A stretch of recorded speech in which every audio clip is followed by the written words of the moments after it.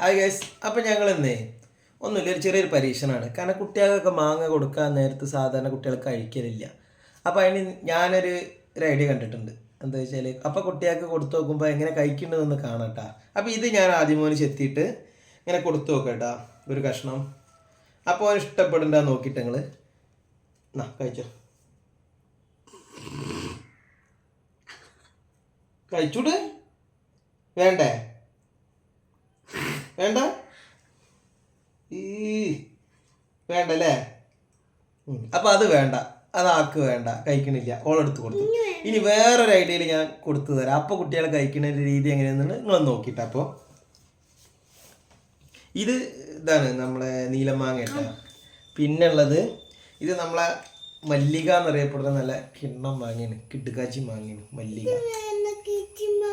കിടുക്കാച്ചി മാങ്ങയാണ്. അപ്പൊ നമ്മൾ എന്ത് ചെയ്യാ, മല്ലിക ഇങ്ങനെ ചെത്തുക.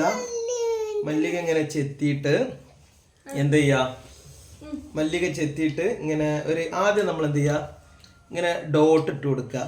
കത്തിയിട്ട് ഇങ്ങനെ ഒരു ലൈൻ ഇങ്ങനെ ഇട്ട് കൊടുക്കുക. ഉള്ളിൽ ഇങ്ങനെ തൊലിമയ്ക്ക് തട്ടാത്ത കോലത്തിൽ ഒരു ലൈൻ ഇങ്ങനെ ഇട്ട് കൊടുക്കുക.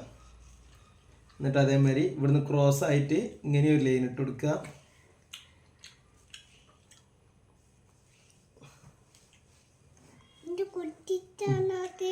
ഇങ്ങനെ ഒരു ക്രോസ് ആയിട്ട് ഒരു ലൈൻ ഇട്ട് കൊടുക്കുക. എന്നിട്ട് നമ്മൾ ഈ മാങ്ങ ചെത്തിയ മാങ്ങ, ക്രോസ് ആയിട്ട് വെട്ടിയ മാങ്ങ ഒന്നിങ്ങനെ കണ്ട് പൊളിച്ച് കൊടുക്കുമ്പോഴേ മാങ്ങ കണ്ട എങ്ങനെയുണ്ട് നോക്കുകയാണെങ്കിൽ മാങ്ങേൻ്റെ ഡിസൈൻ തന്നെ ഇങ്ങോട്ട് മാറിയില്ലേ. എന്നിട്ട് കുട്ടിയാൾക്ക് ഇങ്ങോട്ട് കൊടുക്കുമ്പോൾ കൗതുകത്തിൻ്റെ പുറത്തൊരു കഴിക്കലുണ്ട് കുട്ടി. അപ്പം ഉണ്ടല്ല കുട്ടിക്ക് എന്ത് ഇഷ്ടമാണ് നോക്കണി. അപ്പം ഇങ്ങനെ നിങ്ങൾ കുട്ടികൾക്കൊന്ന് മാങ്ങ കൊടുത്തു നോക്കി. കാരണം കുട്ടികൾക്ക് നല്ല ഇഷ്ടപ്പെടും. നമുക്ക് എന്ത് കൊണ്ടാ സ്നേഹം കൊണ്ടാ, ഭയങ്കര സ്നേഹം. നമ്മൾ കുട്ടികൾക്ക് കൗതുകത്തിൻ്റെ പുറത്ത് കൊടുക്കണ ഭക്ഷണം അവർ വേഗം കഴിക്കും.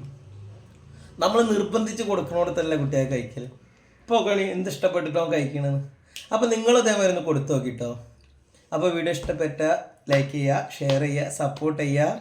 Okay, bye.